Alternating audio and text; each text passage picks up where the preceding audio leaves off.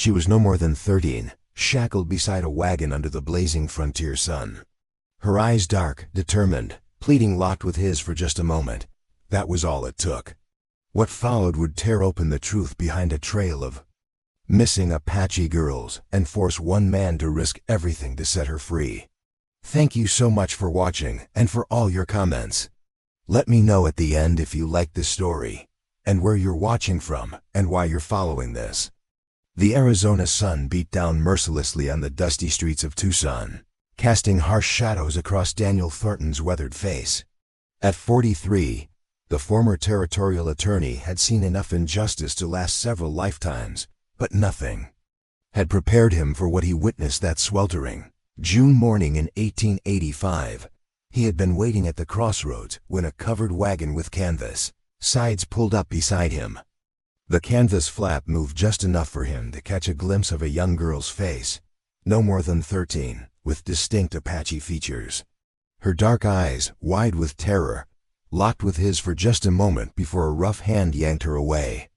From the opening, Daniel couldn't shake the image from his mind as he rode to his modest law office downtown.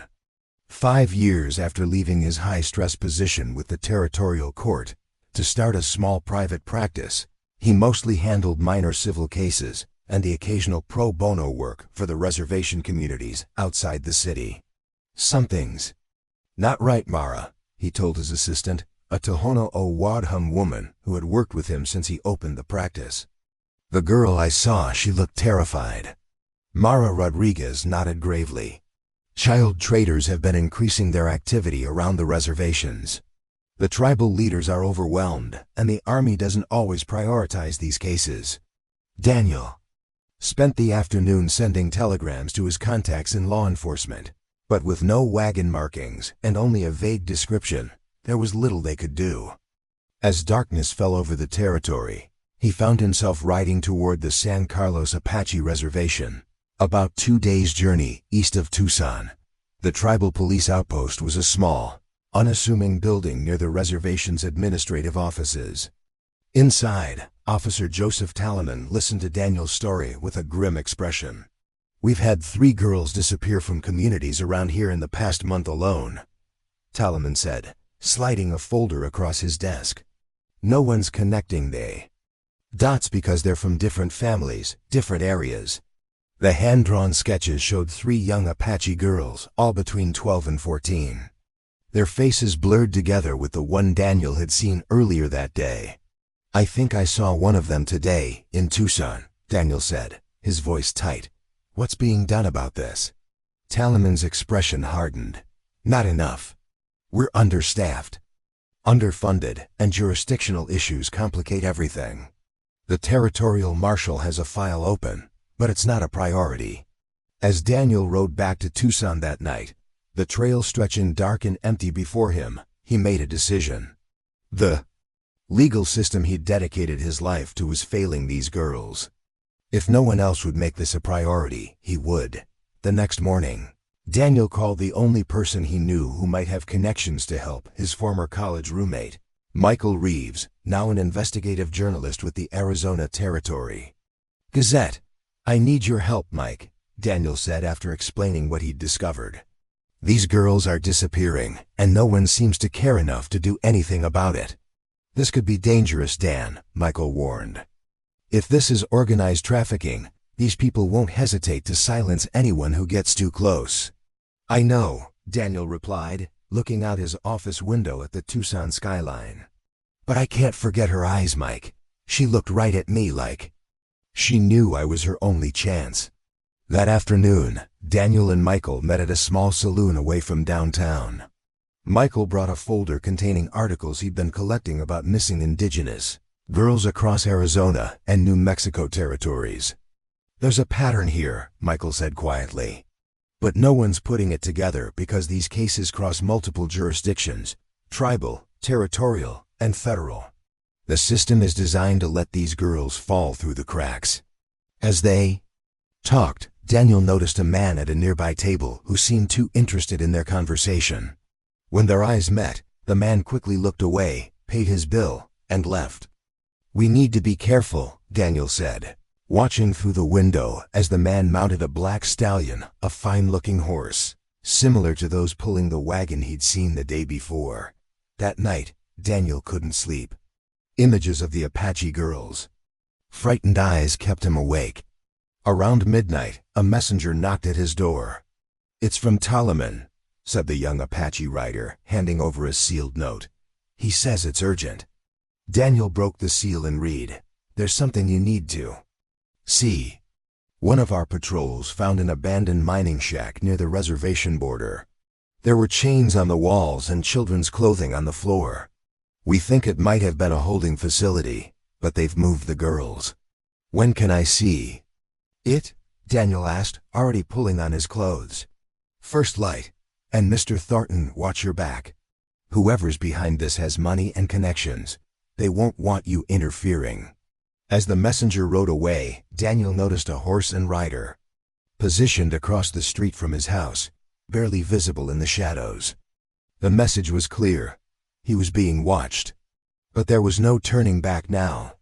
Somewhere out there, girls like the one he'd seen were being held against their will, and time was running out. In the darkness of his living room, Daniel made a solemn promise to the Apache girl whose name he didn't even know. He would find her. He would bring her home, no matter what it took. The abandoned mining shack stood like a weathered monument to forgotten prosperity on the outskirts of the San Carlos Reservation.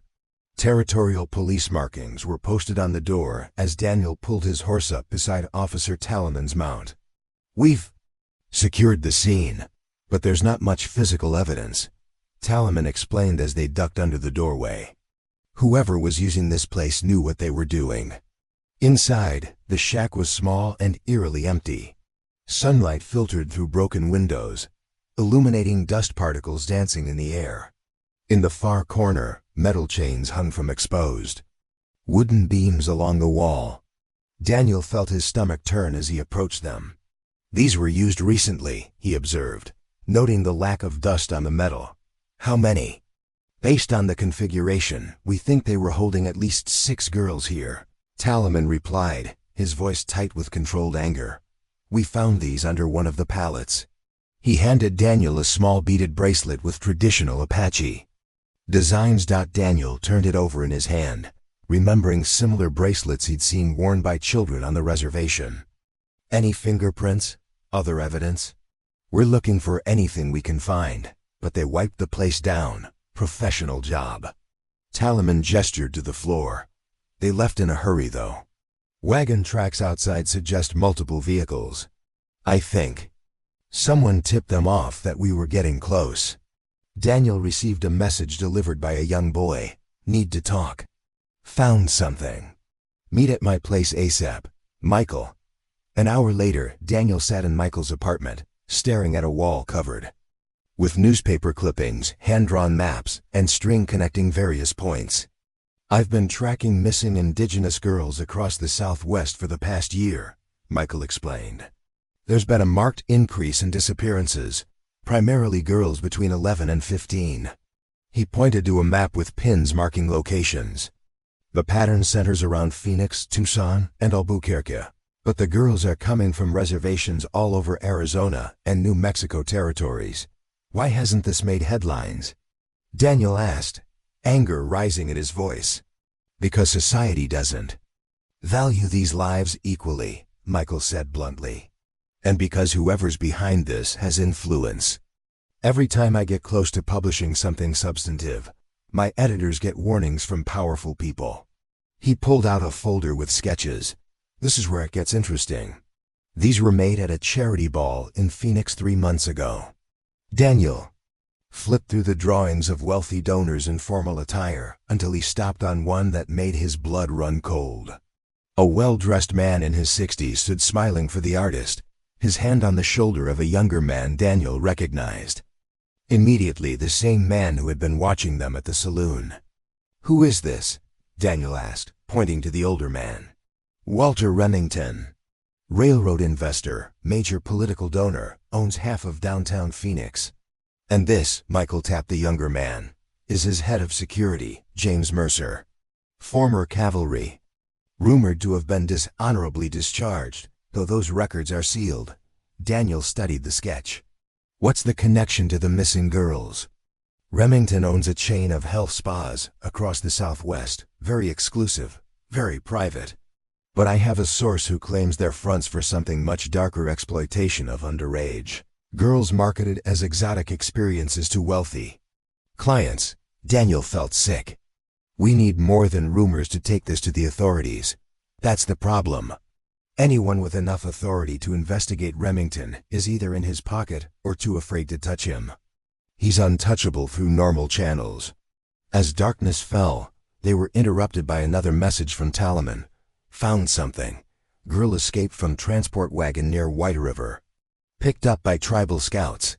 She's asking for the man on the brown horse who saw her in Tucson. Daniel's heart raced. That's me. I was riding my brown stallion when I saw her. Within the hour, they were galloping toward the White Mountain Apache Reservation Infirmary in White River. The small medical facility was under heavy guard by tribal police when they arrived. Inside, they found Talaman speaking with a medicine woman in hushed tones. Her name is Lisna Shoba, 13 years old, he explained. She's dehydrated and has some bruising, but physically she'll recover. Mentally ... He trailed off. Can I talk to her?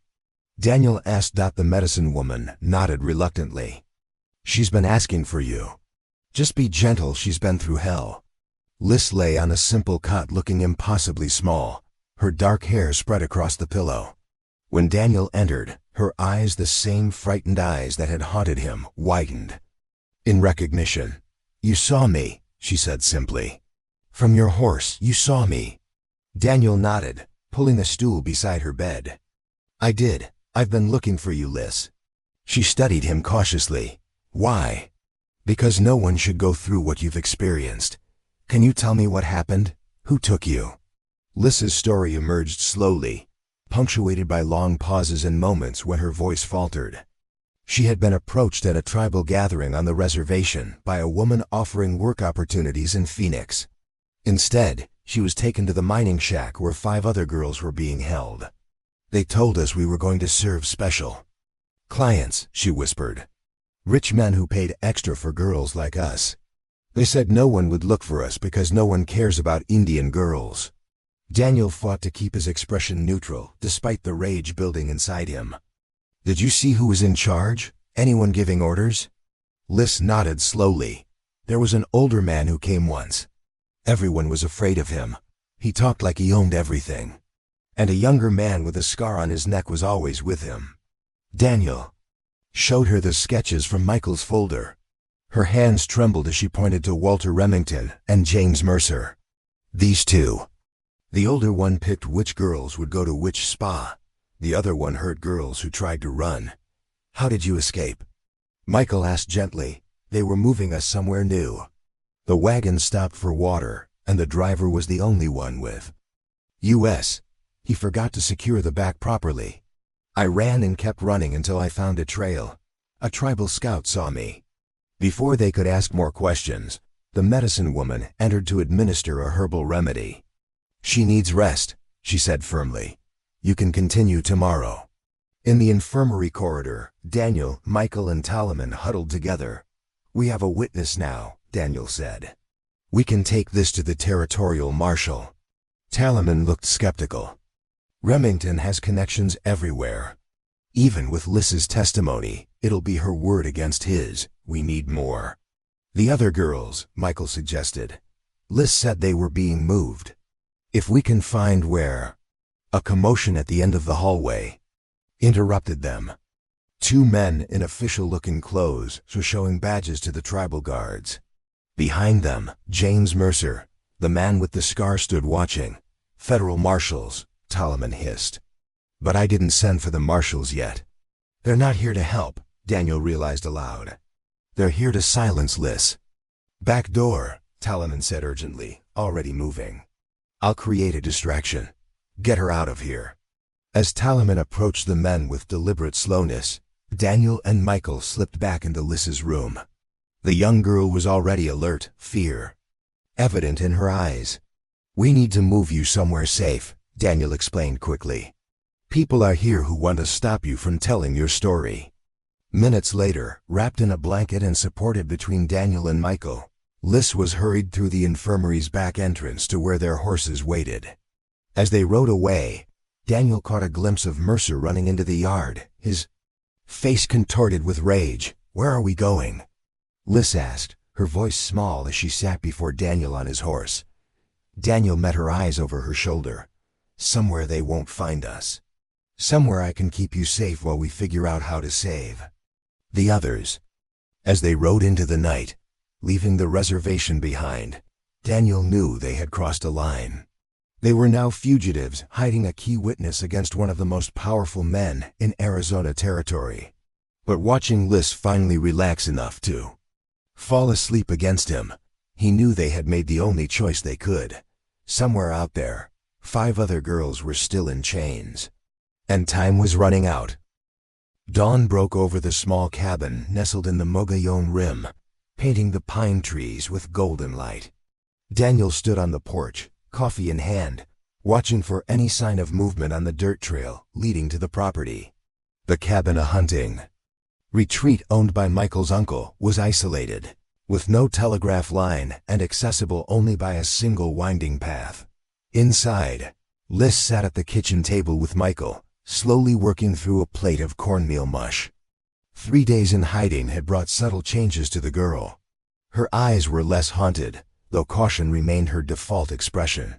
"Any news from Talaman?" Daniel asked as he stepped back inside. Michael nodded. "He sent a runner an hour ago. It's bad. The federal marshals who showed up at the infirmary were legitimate, but they're working with someone inside the Marshal Service who's on Remington's payroll. They've issued warrants for our arrest, kidnapping, and obstruction of justice." "What about the other girls?" Liz asked quietly. "That's the one piece of good news. Talaman's been coordinating with trusted scouts from 3 tribal police forces. They've identified a property outside Sedona registered to one of Remington's business partners. They think that's where the girls were moved." Daniel studied the crude map Michael had drawn based on Talaman's description. "It's isolated, heavily guarded. Getting in won't be easy. And we can't go to the authorities," Michael added. "Not with corrupt marshals involved." Liz pushed her plate away. "I want to help. The other girls, they're my friends. Nina has lung sickness. She needs her medicine." Daniel knelt beside her chair. "The best way you can help them is by staying safe and being ready to testify when the time comes. We're going to find them, I promise." That evening, as Liz slept in the cabin's small bedroom, Daniel and Michael finalized their plan. "Talaman can get us tribal police clothing and badges," Michael explained. "With those, we might be able to bluff our way onto the property claim we're following up on a missing persons report." "And if that doesn't work?" Daniel asked, Michael's expression hardened. "Then we find another way in. I've spent my career exposing injustice from behind a printing press. This time, I need to do more." A noise outside froze them both. Daniel moved silently to the window, peering through a gap in the curtains. In the moonlight, he could make out a figure moving between the trees. "Someone's here," he whispered, reaching for the hunting rifle they'd found in the cabin's closet. The figure moved closer, a woman, Daniel realized. Then recognition hit him. "It's Mara," he said in disbelief, lowering the rifle and moving quickly to the door. His assistant stood on the porch, exhaustion evident in her face. "You're hard to find when you want to be," she said, her attempt at humor undermined by the tension in her voice. "How did you find us?" Michael asked as they ushered her inside. "Talaman told me. I had to come. They ransacked your office, Daniel. They took your files, your ledgers, everything. And they're watching my home." Daniel guided her to a chair. "Why would they be watching you?" "Because of what I found," Mara replied, pulling a folded document from her pocket. "Before they came, I was organizing your pro bono cases and noticed something. Over the past 3 years, you've handled cases for 7 families from different reservations. All had young daughters who later went missing." Michael unfolded the document on the table. "They were selecting targets through the legal system?" It's worse, Mara continued. I cross-referenced the cases. Each family had been involved in a land dispute or water rights claim that was settled in favor of businesses connected to Remington Enterprises. Daniel felt a chill run through him. They were using legal channels to identify vulnerable families, then targeting their children as retaliation or intimidation. The implications were staggering. This wasn't just trafficking, it was a systematic effort to silence indigenous communities, fighting for their land and water rights. There's one more thing, Mara said, her voice dropping. I managed to access some of Remington's financial records through the cases you handled. Every month, large payments go to a society called Southwest Heritage Foundation. It's supposedly for cultural preservation, but it's a front, Michael finished, already examining the documents. Here it is. The foundation's board includes 3 territorial judges, 2 state representatives, and, he stopped, staring at the page, the Deputy U.S. Marshal for the Arizona Territory.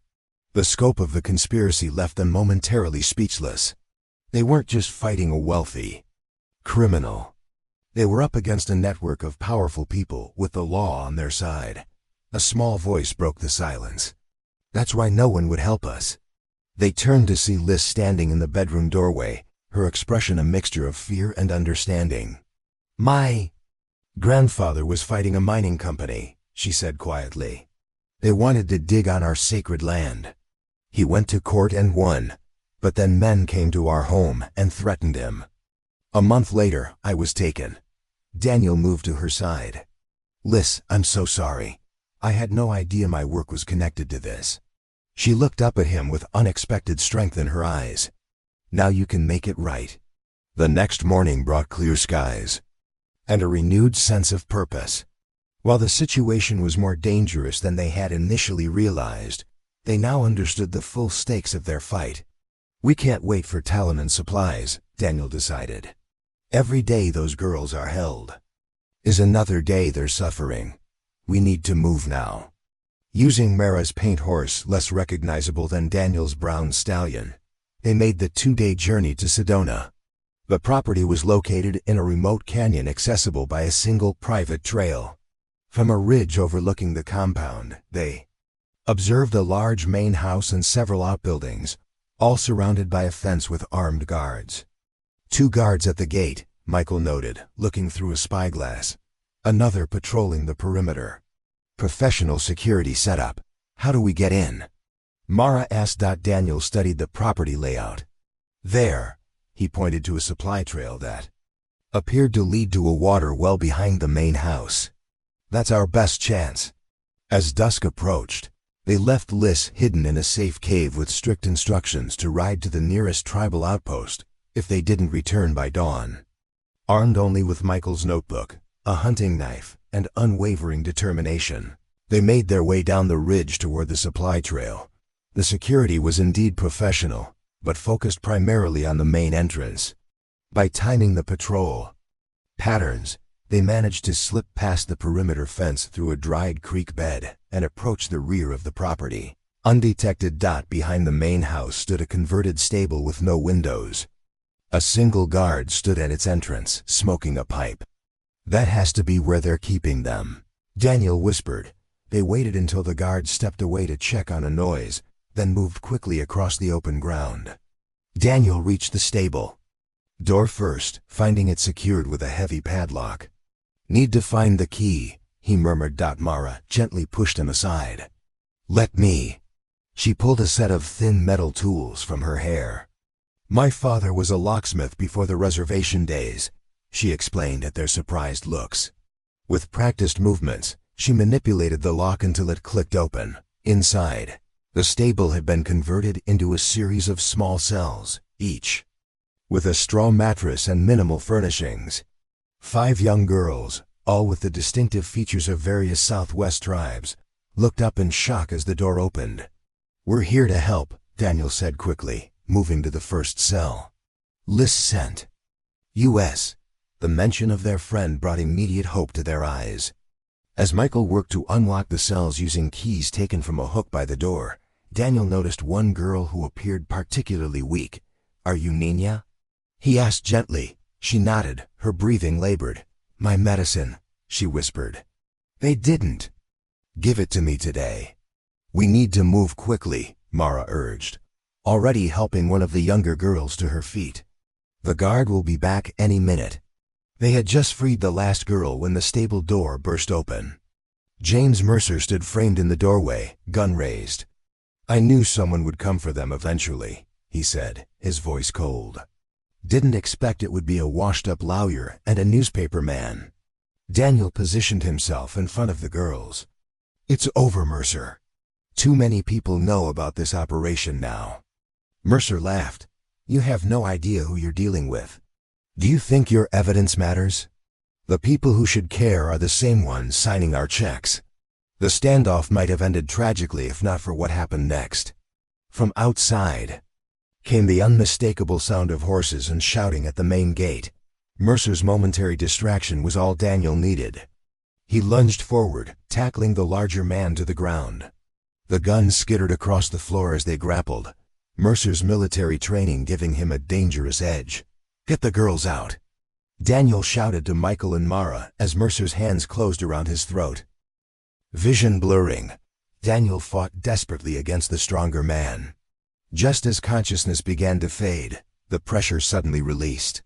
Daniel gasped for air, rolling away to see Officer Talaman standing over Mercer's crumpled form, wooden, club in hand.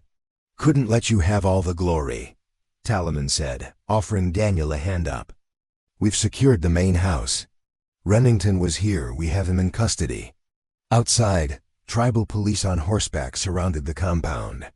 The 5 rescued girls were being attended to by a medicine woman, while federal agents different from those at the infirmary took statements and collected evidence. How did you know to come? Daniel asked Talaman as they watched the scene unfold. We've been tracking the property since you left. When we saw unusual activity today, I called in. Every favor I had with tribal leaders across 3 territories. Then I contacted a friend at the Department of the Interior, someone outside the Arizona power structure who wouldn't be compromised. As dawn broke over the red rocks of Sedona, Daniel watched as Remington was led in handcuffs to a waiting prison wagon. The railroad magnate's face was a mask of cold fury as he spotted Daniel. This isn't over, Remington called out. You have no idea how high this goes. Daniel met his gaze steadily. High enough that it's going to make quite a story when it all comes down, he replied. Later, at a tribal encampment where the girls were being reunited with their families, Daniel found Liz sitting with her grandfather, her small hand clasped tightly in his weathered one. Thank you, the elderly man said simply, tears in his eyes. You brought my heart back to me. Liz looked up at Daniel. Will the bad men go to prison? Daniel knelt to her level. Some of them already are. Others will follow. And most importantly, they can't hurt you or any other girls anymore. As he stood to leave, Liz reached out and pressed something into his hand, her beaded Apache bracelet. For protection, she said solemnly. And so you remember. Daniel closed his fingers around the bracelet, feeling its weight, not just of beads and thread, but of trust, courage, and a promise kept. I could never forget, he told her truthfully. And as he walked away, leaving Liz safe with her family, he knew that while this chapter was closing, the larger fight for justice was just beginning. 6 months later, the territorial courthouse in Phoenix hummed with tension. Security was unprecedented. U.S. Marshals guarded every entrance, and all visitors were thoroughly searched before entering the building. Inside the main courtroom, every bench was filled as the most significant human trafficking and corruption case in Arizona territory history entered its final phase. Daniel sat in the front row behind the prosecution table, the beaded Apache bracelet visible on his wrist. Beside him, Michael scribbled notes for what would become a landmark series of articles on the case. Mara sat on his other side, her normally composed demeanor betraying nervousness as the jury filed in. The past months had been a whirlwind of grand jury testimonies, evidence gathering, and increasingly desperate attempts by the defense to suppress key information. What had begun as an investigation into trafficking had expanded into a massive corruption probe that reached into the highest levels of Arizona's power structure. Walter Remington sat at the defense table, his once imposing presence diminished by plain clothes and the weight of the evidence against him. Beside him, James Mercer stared straight ahead, his face impassive.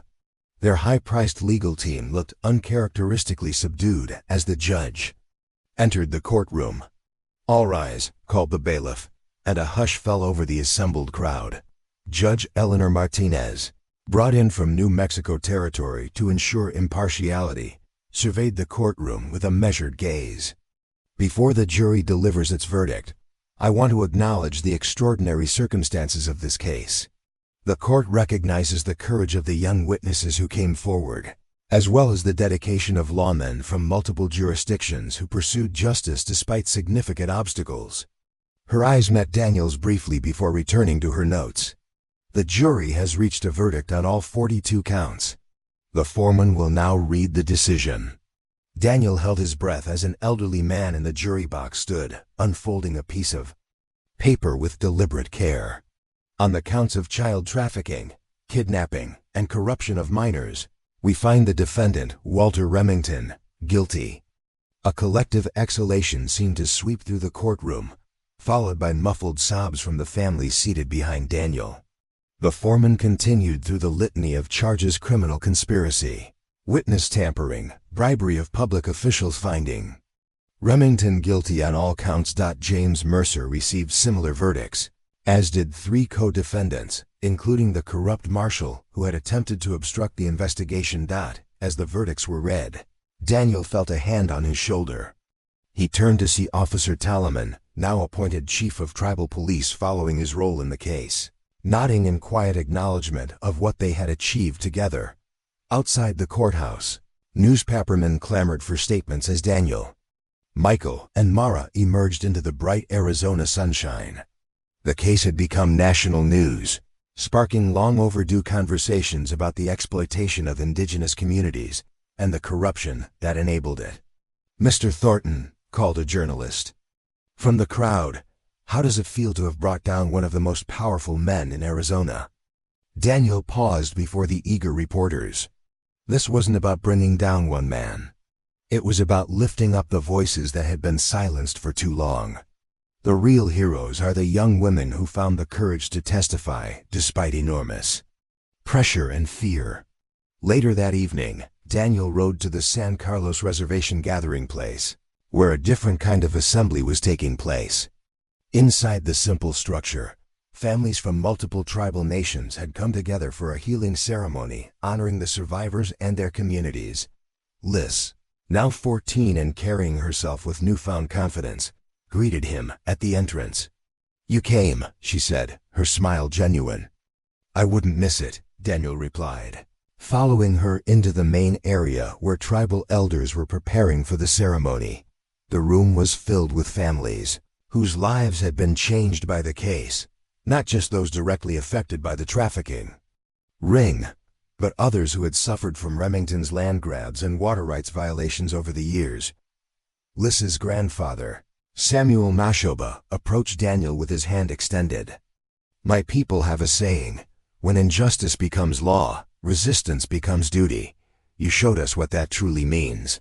The ceremony that followed blended traditions from several tribal nations, focusing on healing, restoration, and moving forward. As Daniel watched the communities come together, he reflected on how much had changed since that fateful morning when he had glimpsed a frightened face in a passing wagon.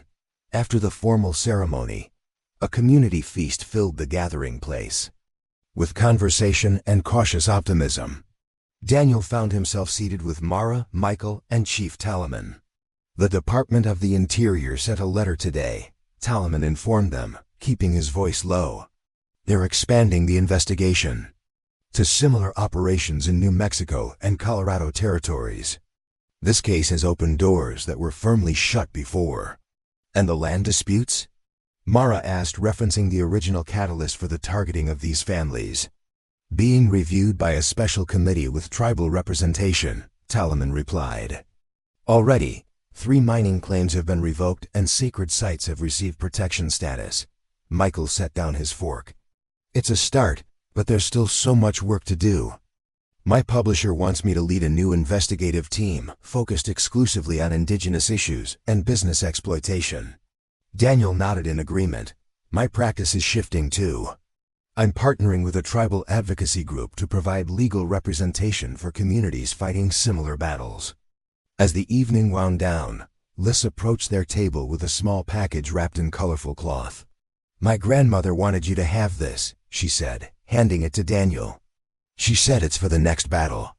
Unwrapping the cloth revealed a small leather pouch containing traditional healing herbs and a carved wooden figure representing strength and protection. There will always be another battle, Samuel Nashoba said, joining them.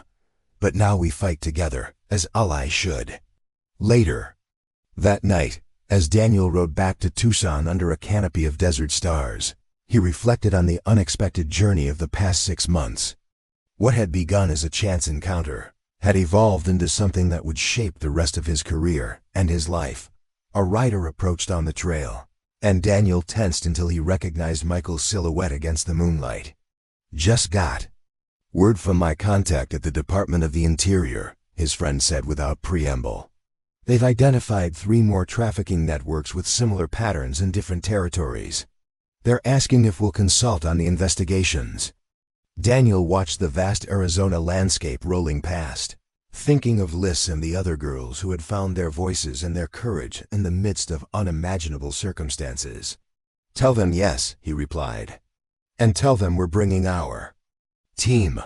2 weeks later, Daniel stood before a roomful of attorneys, tribal advocates, and federal investigators in Washington, D.C. On the wall behind him, sketches of missing indigenous girls from reservations across the country served as a stark reminder of the work still to be done. What we uncovered in Arizona isn't unique, he began. It's part of a pattern that has persisted for generations: exploitation of those deemed expendable by people in positions of power. The only thing unique about our case was that, for once, the system worked the way it should.